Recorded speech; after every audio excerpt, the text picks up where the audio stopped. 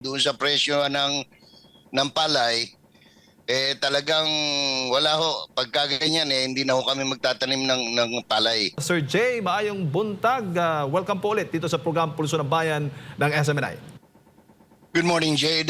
Good morning, Admar. Magandang umaga po sa lahat. Kumusta pong panahon dyan, Sir Jay, sa Davao? Maulan ho ba? Awa ng Diyos, tumila ng ulan ngayon, unti-unti nang sumisikat ang haring araw.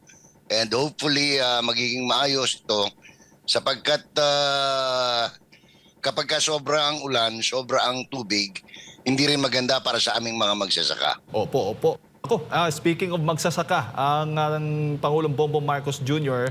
sa kanyang vlog nitong linggo, kahapon, sinabi po niya, Sir Jay, na yung 20 pesos per kilo na bigas ay hindi pa nadali ang programa ng gobyerno dahil mabibili na ito sa mas maraming public market sa buong bansa. Sa katunayan nga, yung presyo ng palay hindi na bababa po sa gitna ng pagbebenta ng 20 pesos per kilo ng bigas. Yung basang palay ay ganun pa rin, 18 pesos per kilo at 19 pesos per kilo naman hanggang 23 pesos per kilo yung tuyong palay na bibilhin ng NFA sa mga magsasaka. Ano ho ang inyong masasabi dito?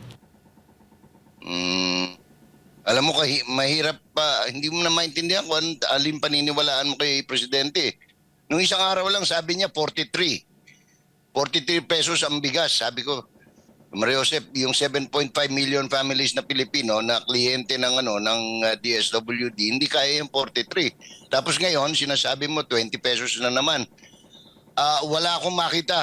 Nag-ikot ako sa buong palengke, wala akong makita na 20 pesos. Kaya bahala kayo kung paniniwalaan nyo yan o hindi. Basta kami, pagka may announcement na ganyan, hinahanap namin, wala naman kami makita. Ngayon, doon sa presyo ng palay, talagang wala ho. Pagka ganyan, hindi na ho kami magtatanim ng palay. Kung 18, 19 lang ang kuha ng NFA. Dahil halos lang ho yan bawi lang sa gastos. Kundi man kulang pa. Ang pagod, wala nang bayad dyan. Opo, opo. Binabarat nga po yung mga magsasaka natin, na mga traders, Sir Jay. Kaya ganito po yung kanyang naging pahayag.